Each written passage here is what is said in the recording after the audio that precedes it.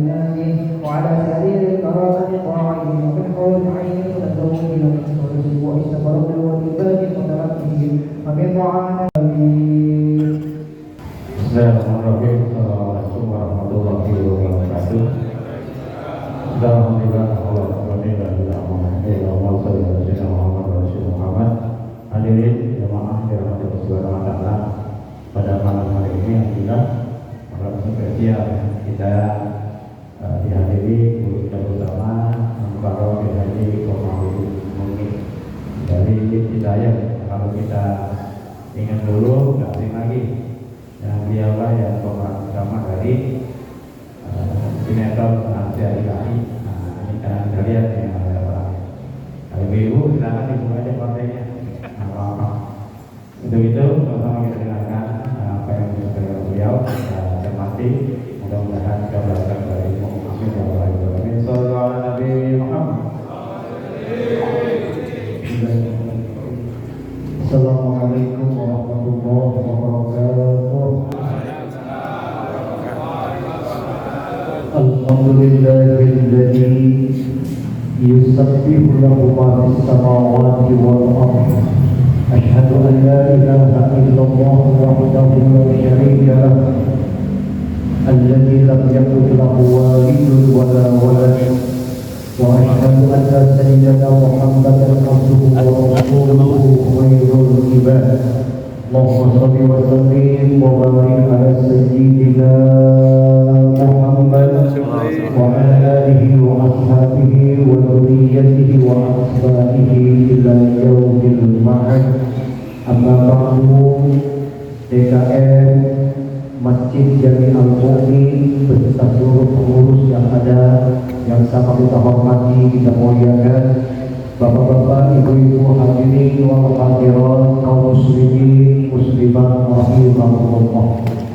Allah Subhanahu wa taala berfirman di dalam Al-Qur'an, Allahul ladzi khalaqakum wa ma ta'malun.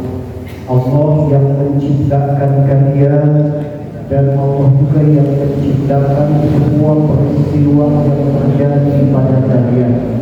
Sebagai hamba yang beriman, bertauhid, mengenal siapa Allah sebagai Ilah, sebagai Rabb, Khaliq, Malik, yang menciptakan kita, yang menguasai kita, tangan yang mengatur hidup kita.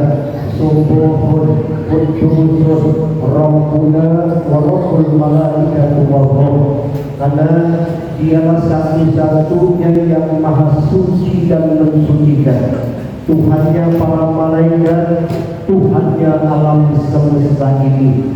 Maka tidak ada satupun makhluk yang diciptakan oleh Allah melainkan mereka semua mensucikan Allah Subhanahu wa taala. Para malaikat itu diterangkan di dalam Al-Quran, yusabbihuna lailan wan nahara la yafturun. Mereka para malaikat siang dan malam selalu mensucikan Allah, bertasbih kepada Allah, la yafturun. Mereka tidak ada henti-hentinya untuk mensucikan Allah Subhanahu wa taala. Bahkan apa yang diciptakan oleh Allah Subhanahu wa taala, yusabbihu lahu ma fis samawati wal ardi. Semua bertasbih yang ada di langit, bertasbih apa yang ada di atas muka bumi ini. Bulan, bintang, matahari, bibit galaksi, virus-virus dalam tubuh kita, semua mereka mensucikan Allah Subhanahu wa taala. Bahkan kalau kita baca di dalam Al-Qur'an, wa in min shay'in illa yusabbihu bihamdi walakin la tafqahuna tasbihahum. Tidak ada satupun makhluk yang diciptakan oleh Allah melainkan mereka bertasbih memuji Allah, walakin la tafqahuna tasbihahum. Sayang kata Allah, kalian tidak paham tasbih mereka. Itu gunung-gunung, wasakharna ma'a Daud dan jibal. Jibal artinya gunung-gunung yang kelihatannya diam, mereka sedang bertasbih kepada Allah. Yusabbihna wa tayr wa kullal fa'ilin. Bahkan burung-burung yang kita mendengar keindahan suaranya, pada hakikatnya mereka sedang berzikir, bertasbih, memuji Allah Subhanahu wa Ta'ala. Hanya ada dua kelompok makhluk yang diciptakan, selalu tawar-menawar ketika diperintahkan untuk mensucikan Allah. Yang satu adalah bangsa jin, dan yang kedua adalah kita manusia. Kita manusia diperintahkan oleh Allah untuk mensucikan Allah pagi, sore, hari. Ya ayyuhalladzina amanu dzkurullaha dzikran katsira wasabbihuhu bukratan wa asila. Hai orang-orang yang beriman, berzikir kalian kepada Allah sebanyak-banyaknya zikir, bertasbihlah kepada Allah baik di waktu pagi maupun di sore hari. Niscaya Allah akan berselawat kepada kalian. Malaikat akan mendoakan agar kalian itu dikeluarkan dari kegelapan menuju cahaya Allah, dari kesulitan menuju kepada kemudahan. Dan indahnya adalah orang yang selalu bertasbih kepada Allah, senantiasa disayang, dicintai oleh Allah Subhanahu wa Ta'ala. Nabi Yunus 40 hari berada dalam perut ikan. Karena kesalahan dia mengakui berbuat zalim, dan Nabi Yunus termasuk orang yang banyak bertasbih. La ilaha illa anta subhanaka inni kuntu minaz zalimin. Setiap saat selalu berzikir, bertasbih kepada Allah Subhanahu wa Ta'ala, sampai diterangkan di dalam Al-Quran, falaula annahu kana minal musabbihin labisa fi batnihi ila yaumi yub'atsun. Seandainya hambaku Yunus tidak termasuk orang yang banyak memujiku, bertasbih kepada aku, maka aku akan biarkan itu Yunus berada dalam perut ikan sampai datangnya hari kiamat. Dikeluarkan dari kegelapan perut ikan, dari kegelapan lautan yang sangat dalam, dari kegelapan malam hari, pada banyak bertasbih kepada Allah Subhanahu wa Ta'ala. Ramadan itu adalah bulan yang paling dinanti-nantikan oleh para nabi, para sahabat, para tabi'in, para ulama-ulama saleh, sampai kepada kita umat Islam selalu mengharapkan datangnya bulan suci Ramadan. Bulan suci Ramadan. Kenapa? Subhanallah. Subhanallah itu al-awwal, Allah itu al-fadil. Al-fadil itu artinya yang utama. Untuk masuk kepada yang utama harus lewat pintu yang pertama. Tidak mungkin Allah akan memasukkan hamba-Nya ke dalam surga, tempat yang suci, kalau hamba itu terus melakukan kesalahan dan perbuatan dosa. Tidak mungkin. Contohnya kayak tadi kita melaksanakan ibadah salat. Salat itu kata Imam Al-Ghazali al-tiga qabla al-liqa, berjumpa dengan Allah sebelum nanti berjumpa bagian yang kedua. Maka rukun salat kita bacaan Al-Fatihah. Di dalam surah Al-Fatihah ada iyyaka na'budu wa iyyaka nasta'in. Hanya kepada Engkau ya Rabb kami beribadah, hanya kepada Engkau ya Rabb kami minta pertolongan. Di situ domirnya anta. Anta itu artinya engkau. Engkau itu mukhatab, artinya ada orang yang kita ajak bicara. Jadi kalau misalnya kita lagi ngobrol berdua di depan kita, ini ada orang, engkau, berarti itu ada. Kalau iyyahu na'budu wa iyyahu nasta'in, hanya kepada Dia kami beribadah, hanya kepada Dia kami minta pertolongan, Dia tidak ada depan kita. Maka ketika kita melaksanakan ibadah sholat, pada hakikatnya ada Allah depan kita. Sampailah kita kepada makhluk ihsan, anta abudullaha ka'annaka tarahu fa in lam takun tarahu fa innahu yaraka. Kau beribadah seakan-akan kau bisa melihat Allah. Kalau kau tidak bisa melihat Allah, fa innahu yaraka, sesungguhnya Allah itu mampu melihat kau.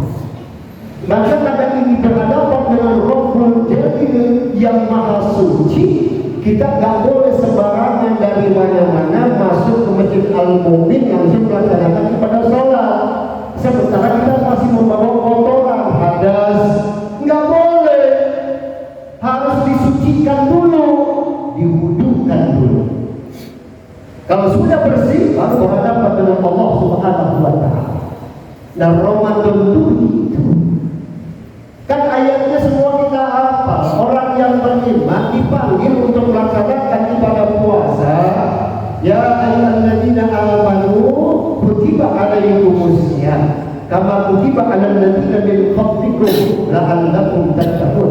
Hai orang-orang yang beriman, diwajibkan atas kalian berpuasa sebagaimana yang telah diwajibkan orang-orang yang terdahulu. Umat-umat yang terdahulu itu pada puasa, cuma puasanya beda dengan kita. Nabi Musa alaihi salam berpuasa selama 40 hari. Nabi Daud terkenal dengan puasa Daud. Hari ini puasa, besok buka, besoknya puasa lagi, besok lagi buka. Tapi setelah datangnya Nabi kita Muhammad sallallahu alaihi wasallam, semuanya puasa-puasa itu telah dimansuh. Maka kita melaksanakan ibadah puasa selama 30 hari. Tujuan puasa itu la'allakum tattaqun, agar kita menjadi orang yang bertakwa. Bapak, Ibu, orang kalau sudah mendapat predikat takwa dengan berpuasa, berarti orang itu telah mendapatkan tiket untuk masuk ke dalam surga. Paham gak kira-kira? Ini ngomong cepat banget karena waktunya dikit, biar dapatnya bayangan dikit. Karena surga itu memang diciptakan khusus untuk orang-orang yang bertakwa. Jadi jangan berharap misalnya masuk bulan Ramadan puasa kagak lawan kagak, puasa kagak raweh kagak, pengen masuk ke dalam surga. Jangan berharap itu, Bang. Betul kan? Kalau kita mau masuk ke dalam surga, harus mendapatkan tiketnya, dan tiket salah satu tiket untuk masuk ke dalam surga ya, sampai sekarang masuk malam yang berapa ini? Yang ke-19, malam ganjil. Kalau orang-orang dulu ya, kalau yang namanya malam ganjil biasanya bapak ibu suka bawa sesuatu dari rumah, betul gak? Dulu kalau sekarang kan kalau mau ya Pak ya, dan kalian mau ya, padahal jangan keberkahannya ke malam ganjil, makan barang-barang ya, ada apa aja kita bawa, ada lontong, ada bakwan, makan barang-barang di situ. Namanya malam ganjil, malaman dulu disebutnya ya, karena malam ganjil ini identik dengan malam nuzulul Quran. Bapak Ibu para jamaah sekalian rahimahumullah, disampaikan sedikit ya. Jadi nuzulul Quran itu secara global Allah turunkan Al-Quran dari 6.666 ayat, dari 114 surah, 30 juz yang ada di dalam Al-Quran, diturunkan semuanya dari Lauhil Mahfuz ke langit kedua, namanya ke langit pertama, namanya Baitul Izzah.